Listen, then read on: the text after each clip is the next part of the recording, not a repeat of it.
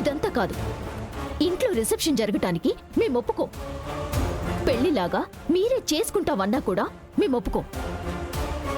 అదేంటి అలా అంటావు? జరుగుతుంది మీ అక్క రిసెప్షనే కదా. పర్లేదు బామ్మగారు, మాకు ఏ రిసెప్షన్ వద్దు. మీ అందరి ఆశీర్వాదాలు మాకుంటాయి, మాకవి చాలు. మంచిది. కత్తికి లేని దురద కత్తిపీటకెందుకు? వాళ్లే వద్దంటున్నారు కదా, ఇంకా దాని గురించి మాట్లాడకండి. అయినా ఇప్పుడు రిసెప్షన్ అంటే ఊరికే అవుతుందా? ఎంత ఖర్చు? ఎవరు పెట్టుకుంటారు? అదంతా ఎవరు భరిస్తారు?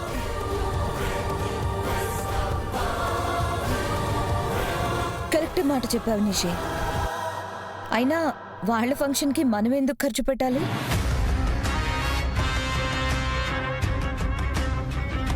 అక్క, నేను వింటున్నదేనా నువ్వంటుంది? లేదా మీరేదో అంటే మాకెంకేదో వినిపించిందా? నేనన్నదే మీరు విన్నారు. ఖర్చు మనం ఎందుకు భరిస్తాం? కంపెనీయే భరించుకుంటుంది.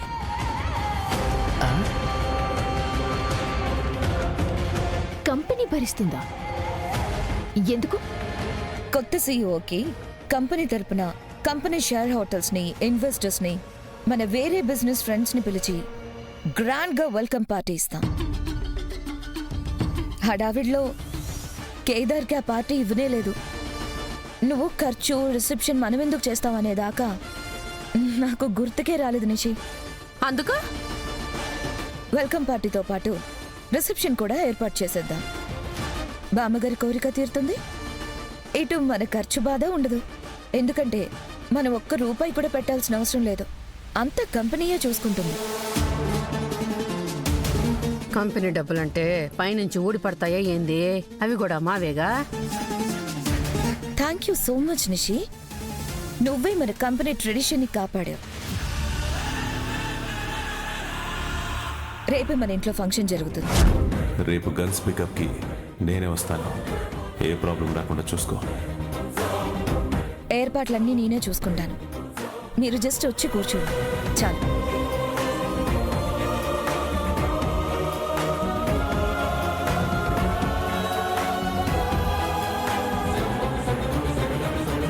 థ్యాంక్స్ నిషి. రిసెప్షన్తో పాటు వెల్కమ్ పార్టీ కూడా అరేంజ్ చేసినందుకు. నిషి పైకలా మాట్లాడుతుంది గాని మనం అంటే చాలా ఇష్టం దాత్రి. బామ్మగారు భోంచేద్దాం రండి. అలాగే. బాబాయ్, ఇదేంటి బాబాయ్, రేపు ఇంట్లో ఫంక్షన్ అంటున్నారు. రేపు ఇంట్లో ఇంతమంది ఉంటే గన్స్ డెలివరీ ఎలా చేస్తాం? ఏం పర్వాలేదు యువరాజ్, రిసెప్షన్ రేపు ఈవినింగ్ కాబట్టి సాయంత్రం లోపు ఏదో ఒకటి చేసి గన్స్ని బయటికి పంపించేద్దాం. ఈ జగదాత్రి కేదార్ అడుగడుగున అడ్డుపడుతున్నారు. వీళ్ళని చంపడానికి రోజు రోజుకు కొత్త కారణం ఇస్తున్నారు. ఆవేశం వద్దు యువరాజ్, ఆవేశపడే మనం ఎంత దూరం తెచ్చుకున్నాం. ఇక ఏం చేసినా ఆలోచనతోనే చేద్దాం.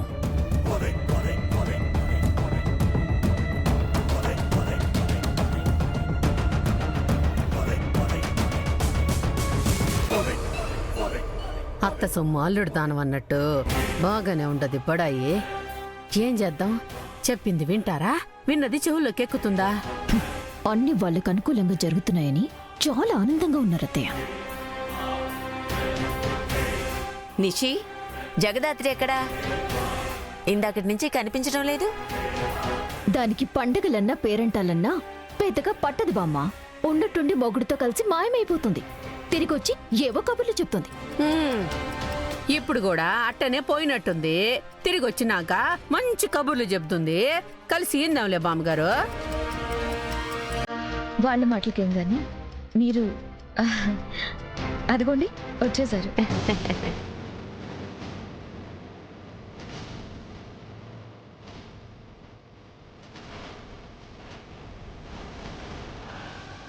ఆ కళ్ళ నీళ్ళేంటి సుబ్బు, ఏమైంది?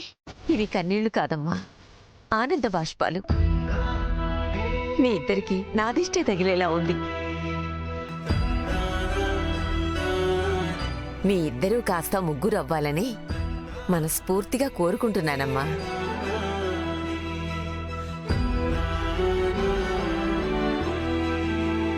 మీ అమ్మ చేతిలో నువ్వెలాగూ పెరగలేకపోయావు.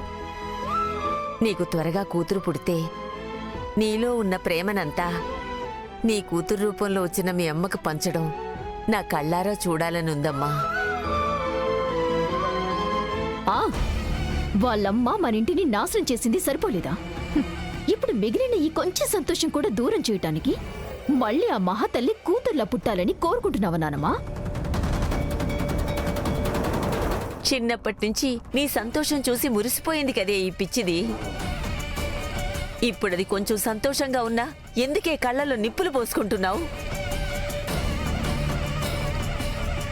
మూర్ఖులకి మంచితనం గురించి చెప్పలేం. వాళ్ళని మార్చాలని మనం తపన పడ్డం కూడా వేస్ట్ బామ్మగారు. వాళ్ళని చూసి జాలిపడి పక్కకు తప్పుకుని వెళ్ళిపోవాలి.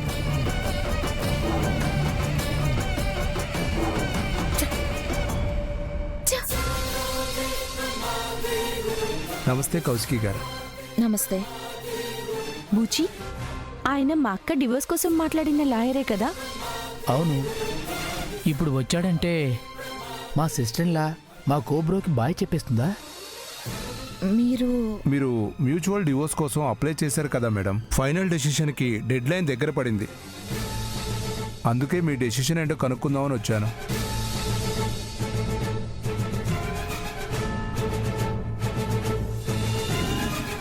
ఇంకా ఆలోచిస్తున్నారేంటదినా? కలిసే ఉంటామని మీ మనసులోని మాట బయటికి చెప్పేసేయండి. 4 కాగితాలు 2 సంతకాలతో తెగిపోయే బంధం కాదక్క మీది. ఏ నిర్ణయమైనా ఆవేశంలో కాకుండా ఆలోచించి తీసుకోండి. మీ పెళ్లి మీ కాపురం మీరు కలిసి ఉండాలో విడిపోవాలో నిర్ణయించుకునే పూర్తి అధికారం మీ ఇద్దరికి మాత్రమే ఉందమ్మా. కానీ ఒకటి మాత్రం గుర్తుపెట్టుకో, కష్టాలు కన్నీళ్లు గొడవలు లేని కాపురాలు ఉండవు. వాటిని దాటి చూసినప్పుడే బంధం ఎంత బలంగా ఉందో, ప్రేమ ఎంత పదిలంగా ఉందో తెలిసేది. ఒంటరి ప్రయాణం సౌకర్యంగానే ఉన్నా సంతోషంగా ఉండదమ్మా. జంట ప్రయాణంలో ఒడిదుడుకులున్నా కూడా సంతోషంగానే ఉంటుంది.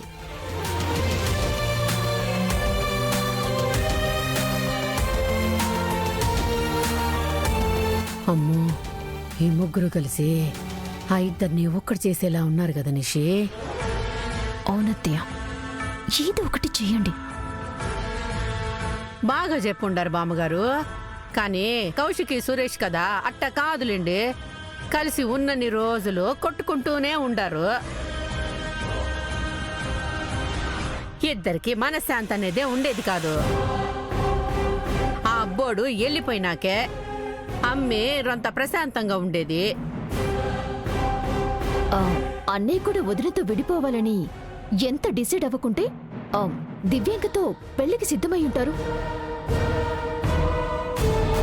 ఇద్దరూ కలిసి నడవలేరనే కదా దివ్యాంకతో ప్రయాణం మొదలుపెట్టారు. అవును సిస్టర్, మా కోబ్రోకి కలిసి ఉండడం ఇష్టం లేదు. వదినకి కూడా ఇష్టం లేదు. ఇంకెందుకు కలిసి ఉండడం? నేను కలిసే ఉండాలనుకుంటున్నాను.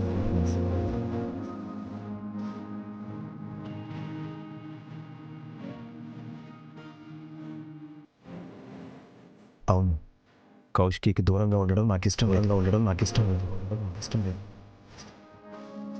ఉండలేను కూడా.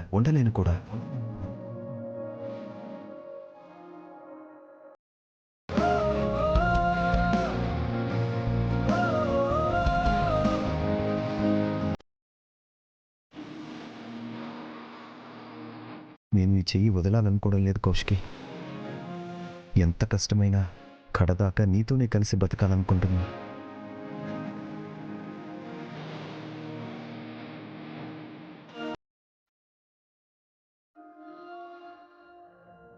నీ నిర్ణయం ఏదైనా నేను సంతోషంగా స్వీకరిస్తాను.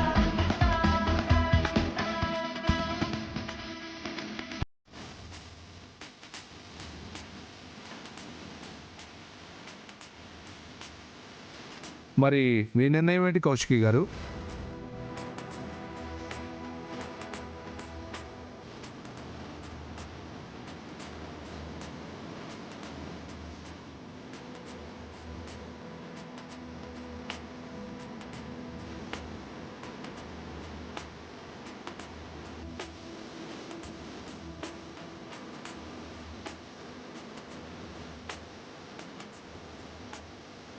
చెప్పండి కౌశికి గారు.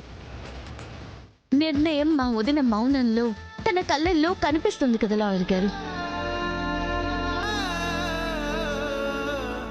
వదినకు కూడా విడాకులొద్దు, వీళ్ళిద్దరూ కలిసే ఉండాలనుకుంటున్నారు.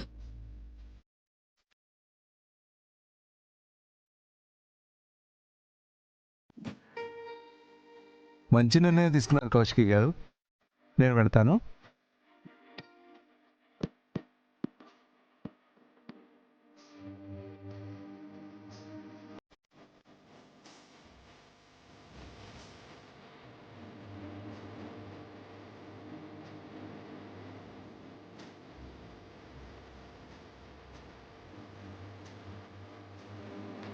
ఏందమ్మీ కౌశికి, ఇంత జరిగినా కూడా ఇంకా అబ్బోడితో కలిసి ఉండాలని నిర్ణయించుకుని ఉండావా? బాగా మోహన్ చూస్తేనే మండిపోయేదానికి కదక్కా. మేము దగ్గర అయ్యాకనే తెలిసింది కాచి. దూరం పెరిగింది మా మధ్య కానీ మా మనసుల మధ్య కాదని.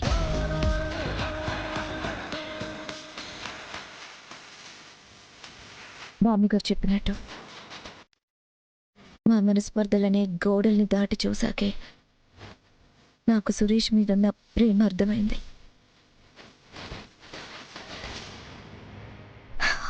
అందుకే కష్టమైనా నష్టమైనా తనతోనే కలిసి ఉండాలని అనుకుంటున్నాను.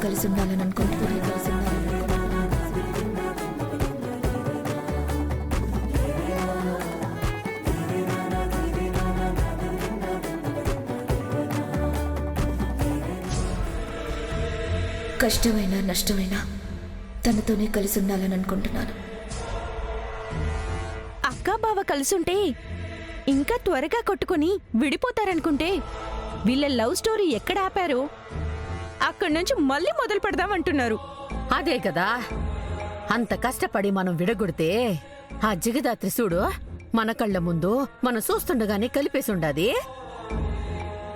వాళ్ళనలా వదిలేస్తే ఇద్దరూ కలిసిపోవటమే కాదత్తయ్య, కలిసి ఇంకో బిడ్డని కంటారు.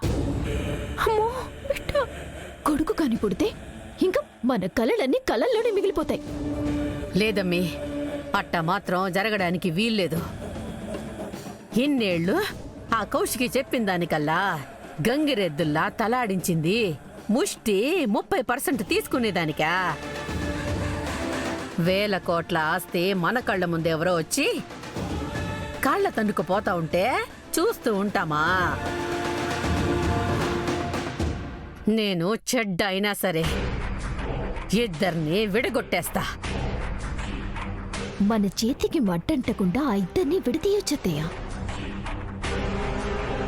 ఎలా నిషి? ఇక్కడ జరిగిన దానికి కొంచెం మసాలా యాడ్ చేసి ఆ దివ్యాంకకి చెప్తే చాలు, ఇద్దరి మధ్య చిచ్చు పెట్టేస్తుంది. కరెక్ట్గా చెప్పుండవమ్మీ.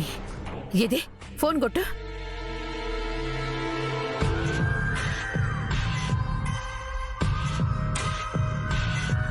హలో నిషి, ఎలా ఉన్నావు? నేను బాగానే ఉన్నాను. నీ ఫ్యూచరే అసలేం బాగోలేదు. ఏమైంది? ఇంకా ఏం కావాలి దివ్యాంక? అసలు నీకు సురేష్ అన్నయ్యని పెళ్లి చేసుకునే ఆలోచన ఉందా? అది కూడా నీ పగలానే పక్కన పెట్టేశావా? నా ప్రేమ పగ ఏవీ పక్కన పెట్టలేదు, కానీ నువ్వింత కోపంగా ఉన్నావంటే అక్కడేదో జరిగింది. ఏమైంది? మీరు మ్యూచువల్ డివోర్స్ కోసం అప్లై చేశారు కదా మేడం. ఫైనల్ డెసిషన్ కి డెడ్ లైన్ దగ్గర పడుతుంది. అందుకే మీ డెసిషన్ ఏంటో కనుక్కుందామని వచ్చాను. నేను కలిసే ఉండాలని కష్టమైనా నష్టమైనా తనతోనే కలిసి ఉండాలని అనుకుంటున్నాను. వాళ్ళిద్దరూ విడాకులొద్దు, విడిపోవడమో వద్దు అనుకుంటున్నారు. అదే జరిగితే నీ పగ ఎప్పటికీ తీరదు. కౌశికి వద్దిన్ని బిజినెస్ లో నువ్వు ఎప్పటికీ గెలవలేవు. నీకున్న ఏకైక మార్గం సురేష్ అన్నయ్య. ఇప్పుడు అది కూడా పోయేలా ఉందమ్మీ. నువ్వే ఏదో ఒకటి చేసి తగిన దూరాన్ని పెంచాలా, పెరుగుతున్న ప్రేమని తుంచాలా. విషయం విడిపోము అనేదాకా వస్తుందనుకోలేదు. ఇప్పుడిక ఇద్దరి మధ్య దూరం పెంచడానికి కొత్త అస్త్రాన్ని వాడాల్సిందే. వాడుతా. కౌశికి ఓటమిని, నా గెలుపుని చూడ్డానికి సిద్ధంగా ఉండండి. బాయ్ నిషి. కౌశికి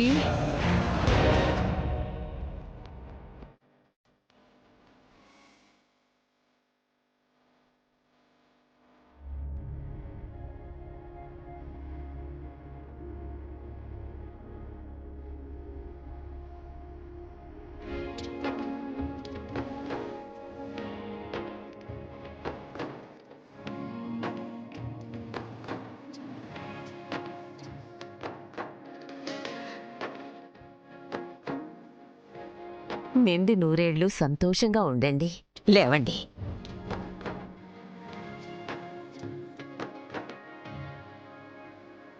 నిన్ను చూస్తుంటే చాలా సంతోషంగా ఉందమ్మా. నీ చుట్టూ ఉన్నవాళ్ళు ఈ సంతోషాన్ని పంచుకోలేకపోయినా నిన్ను కళ్ళల్లో పెట్టుకుని చూసుకునే కౌశికి నీ పక్కనే ఉంది.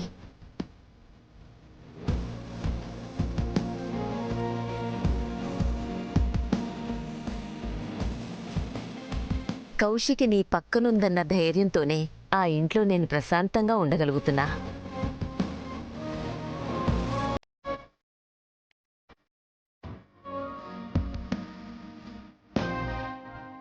మీరెప్పటికీ ఇలానే కలిసి ఉండాలని మనస్ఫూర్తిగా కోరుకుంటున్నానమ్మా.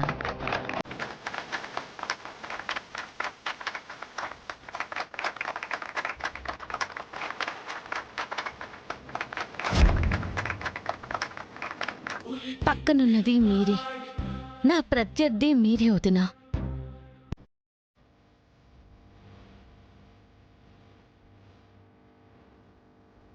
జగదాత్రిగా మిమ్మల్ని గెలిపిస్తూనే ఉంటా. జేడీగా మీ మీద గెలుస్తూనే ఉంటా.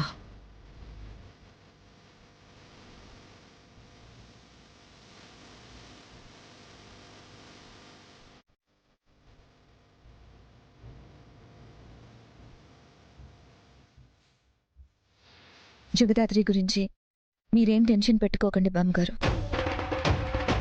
ఈ కౌశికి ఉండగా జగదాత్రి కేదార్లకి ఏ లోటు రాదు, రానివ్వను.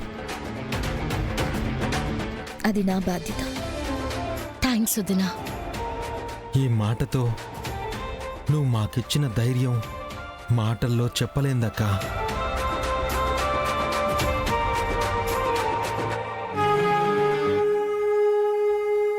అత్తయ్య,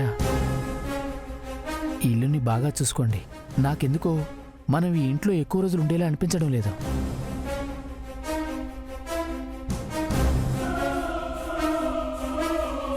కేదార్, మీరిద్దరూ మన కంపెనీలో share holders. Hi. Hi. Yuvraj, ఇప్పుడు గన్స్ బయటికి తీయడం చాలా రిస్క్. ఎక్కడ చూసినా గెస్ట్లే ఉన్నారు. అదే బాబాయ్, ఏం చేయాలో తెలియడం లేదు.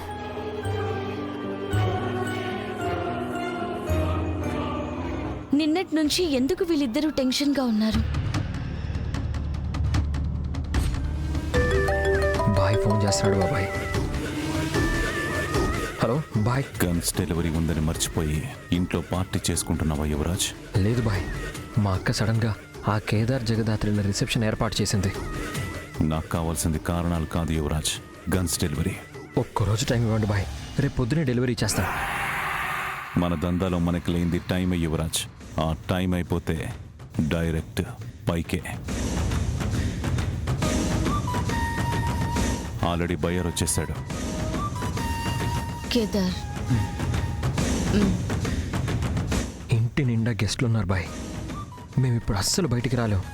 సరే, నేను బయర్ పార్టీకి వస్తాం. మన మాల్ చెక్ చేసుకుని అక్కడి నుంచి ఎవ్వరికి అనుమానం రాకుండా మాల్ తీసుకెళ్ళిపోతాం. నువ్వు అక్కడ గన్స్ అని రెడీగా రిటర్న్ గిఫ్ట్ ఇచ్చే బాక్సుల్లో ప్యాక్ చేసి పెట్టు. సరే బాయ్. అబ్దుల్, నువ్వు బయలుదేరి పార్టీకి వెళ్ళావు, నేను జాయిన్ అవుతాను.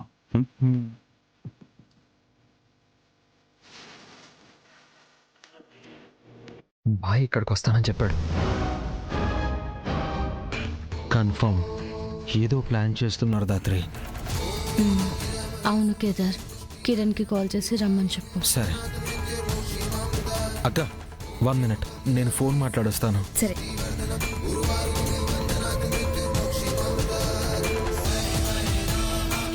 హలో కిరణ్. ఏం చేయబోతున్నావు యువరాజ్?